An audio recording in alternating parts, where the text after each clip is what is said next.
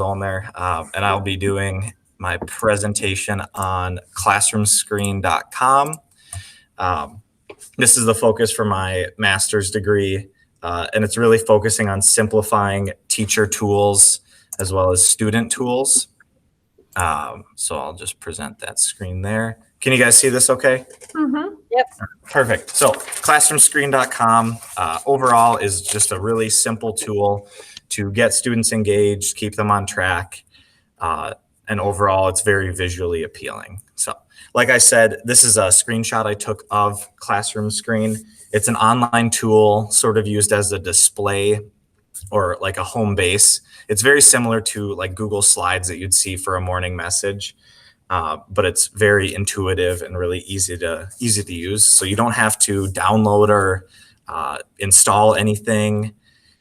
As you can see, it's like very bright, vibrant colors. You don't have to import any images into Google Slides like you do with Google Slides. So, you know, if you want to put a cool background, you have to insert a file and things like that. And the big draw of this is down here, you can see there's all of these different tools and you can use all of them simultaneously. So, you know, if you were in Google Slides and you wanted to ask students to work together and you wanted to put a timer up and you also wanted to draw an example, well, you'd have to do that in several different tabs all at once. Well, here you can do it all at the same time. So especially with wearing masks, it really does help our on-voice sort of skills with having multiple sort of tools all there visually ready to go. So it's a big voice saver and time saver. So these are just a couple of the tools that I use. So you've got a clock, kind of like a mini version of Google Docs with like a text box, digital whiteboards you can write right on the screen, QR codes where you can copy a link and then the students can scan their Chromebook and it'll take them right to a certain site. Timers, traffic light for sort of to count down, and then work symbols are another big one, as well as the ability to change backgrounds with one click. So overall, the big theme of this is you don't need to have 20 different tabs up. You can all just be in one single tab for that. So this is what the bottom of it looks like. This is the sort of toolbar that you would see. So one of the cool things is, especially for like ELL, you can actually change the language, and I think it's, I believe 75 different languages it can be in. So it's great sort of exposure if you're trying to have ELL students understand what these symbols mean in English or in their home language. The background here, and I'll show each of these individually, but the background you can easily change to many different vibrant options or just regular options. Another cool thing is, and I'll just pull it up right here, is so here I just went to classroomscreen.com. So here, for example, is all of the languages that you could choose from. Down here, I'm gonna Google Meet. And then if all you have to do to click into it is simply click on it, and you want to get rid of it, you click on the red X. If you want to change the background, you click background, and you'll see all of these really cool sort of options pop up, as well as normal colors. And they've got some sort of pretty cool GIFs if you're looking for a live feature where the background is sort of moving. Another cool feature is you can actually do a live cam. So if you hit allow and you have your internal camera going, you can actually have your face as the background live as you're moving. So let's see if it'll let me do this, right? So this is the actual screen that the students would see as I'm like, okay, take out your notebooks. So it's kind of like an audio visual combo with that. The next one is the random name generator. So you can type in Andrea, Kate, Allison, Casey, and then hit choose, and it would pull up a random name, just kind of cycling through that at random. You can also, it has pairs of dice. So if you're trying to group kids and you don't have a pair of dice nearby, that is also another really cool feature. So that's the random name one. The sound level is another one, especially when we're in full classes. You have a noise volume monitor. So if we turn down the sensitivity, it's picking up my voice, and you can set a sort of threshold for how loud you want the class to be. So 10 is really, really loud, 1 is super quiet, and it can actually, you can turn on and off a sort of ding or a bell, which would notify your class if it's getting too loud in there. I don't think we really have that issue right now with so few kids, but I definitely used this in the past when my class was getting a little out of control. So there was that one. That was a big one. The QR code I was talking with Andrea about. So you could easily just copy and paste a link into here. So if you wanted the kids to go to a Quizlet Live and you didn't have the time to email it to them or post it on your PowerSchool page, you could just paste the link in here, and then they could walk up with their Chromebooks and scan the QR code, and it would take you right to the site that they needed. So there's that one. Okay. The next one is the full screen digital whiteboard. So this is how, especially for math, this is how I do essentially all of my teaching, because I just have like one of these little tools with the rubber tip for writing. So I click drawing and it brings up a full whiteboard. And so if I'm doing like a ratio table, for example, I just draw it right on screen,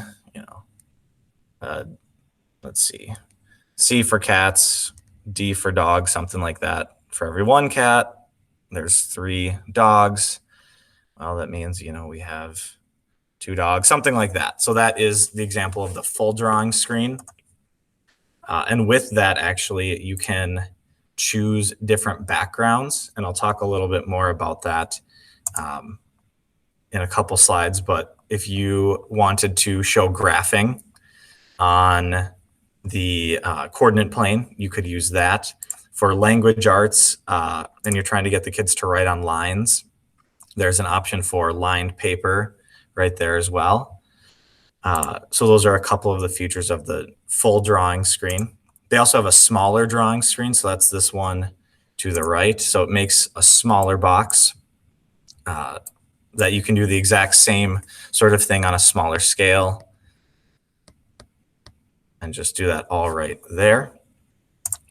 The next one is the text box, where you can type out, the envoy is need, do, put, and then, and if you were like, okay, I really need these kids to know that they need their Chromebook, so I'm going to make that bigger and make it bright orange and bold, and then just write Chromebook, silent read book, something like that. So you can change all of that.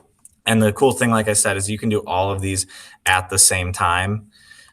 So there's really no limit to what is on the screen. You can have access to all of these at once.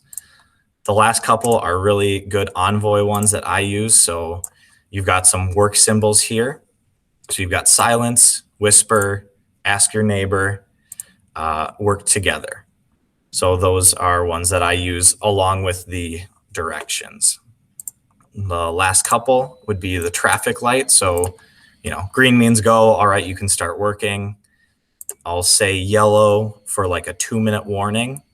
And while I say yellow, I'll put up a timer. I click the timer button for 2 minutes. And if you're trying to do like a different activity where you want to see how fast they can do something, there's a stopwatch here as well. And then they've just got a sort of general clock for the time. So do we have any questions before I just show you 5 quick examples?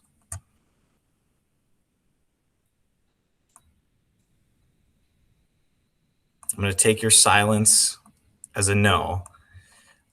Yes, Kate, it is all free. So the classic one is the one I use, and the regular one. So if you just go to classroomscreen.com, I do see there's a pricing button, but yeah, you can hit launch Classroom Screen, or go to Classroom Screen Classic. That's the one that I'm showing you guys on. I've never paid for it. So it does basically all of these features that you need. So one of the biggest example that I use is the morning message. So when the kids walk in, I have their need, do, put, then directions up. So they need these items, then they need to do this. They need to put their homework here. And then when they're done, so they're not just sitting around, they move on to the next thing. They have a timer going. And if I'm busy, I put up the ask neighbor so they can work together on that. So that's how I do the morning message. Another big one, especially for language arts, is the silent read timer. Instead of just having the clock that the kids are staring at, they can look right up there and have super clear directions. They know they need to be silent for 10 minutes. They will be silent reading at their desk. And in the meantime, they could also be getting out their homework from the weekend before. Then you can also use that with the yellow light, red light, green light, and type in a second text box. At the 2-minute warning, I will turn on the yellow light. So when they see the yellow light, they know that that means that there's 2 minutes left. And like I said, you can do 2 of all of these. So if you needed to have, say, 2 timers, because you had one going for the whole class period, but then you also had one for, 10 minutes of silent read, you could have both of those timers going simultaneously. Same thing with the text box if you needed multiple of those. So with that, extended directions, instead of going slide by slide back and forth in Google Slides, you can have 2 text boxes going, and you can just keep scrolling through as you need it. So it really helps, instead of just having a couple bullet points, that you can really spell out exactly what you want the students to do or what the schedule would look like. So Austin, I have a quick question. Yeah. When I was using it last year, Mhm. is there a way to save your screens so you can use them again? Or literally, I mean, I think I saved them on a Google Doc, and then I would just, maybe my text, and I would paste them back on my classroom screen. Mhm. But you Yeah, have to type those each day? Yeah, so that's the thing that I was going to talk about. So because it's a browser, you don't unfortunately have a way to save it. You could technically screenshot it, but what I do is I type up my lesson plans in so like day 2. So I type up my lesson plans in Google Docs, just like the bullet points. It basically is used as sort of to add more flair. So when the kids walk in, I just copy the bullet points, and then I would go, let's get rid of these. I would just have the text box, paste it in there, throw up a timer for, they've got 20 minutes to do these things, and they should work together. So it's one of those things that as you get more comfortable, it does speed it up. But yeah, I sort of use Google Docs as where I house the information, or Google Slides, either or, and then I just paste it in. Okay, that's what I did too last year. Yeah. Let's see. Like I showed you before, the last couple ways, the interactive whiteboards are really, really great. You can change all the colors. They can take up different screen sizes. So you can make them various sizes to cover all the information that you want to show on the screens.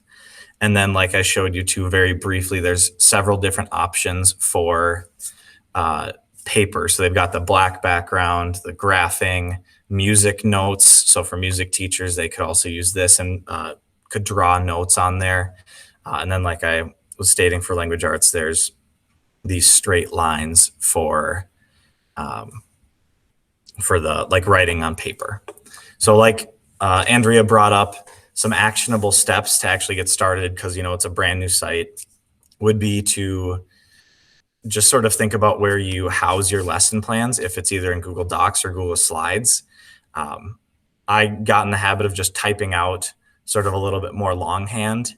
And then I just would copy the text into Classroom Screen like I did. And then you just sort of get in the habit of quickly adding the timers and visual reminders. That way you're not, writing on the whiteboard each day and having to remember to change those things. You can just quick type it up. And then I just repeat that process for each class I teach. So right now I teach 3 math sections. So all I have to do is 1 tab for those 3 because it'll all be the same. And then 1 other tab for the connections and social studies because they're back to back for us. So I only really need a couple tabs open for 3 or 4 hours of teaching at a given time. So in conclusion, I know we've got to sort of get ready for the kids here, so I'll wrap it up. The big thing is it is very, very simple, and it is a time saver. So it might seem a little bit tedious in the beginning, especially if you're used to using Google Slides or Google Docs. But I have found that students, especially with the on-voice skills that we've learned about, it really, really helps to keep them focused on the task at hand because you can just point right to the screen and you have all the directions very clearly laid out and there's no question about what you're asking them to do. And then I guess I should give a shout out to Slides Carnival because they're the ones that have these awesome templates. So that was my very quickly rushed presentation in the dark on Classroom Screen. Do you guys have any questions before the kids come barreling in? No? Let's see. Let's look at the comments. That's great. This must be where Tommy gets. Yep, exactly, Patty. That is exactly where Tommy gets those. So I'm going to hit stop record. Thank you guys so much for showing up and happy Friday.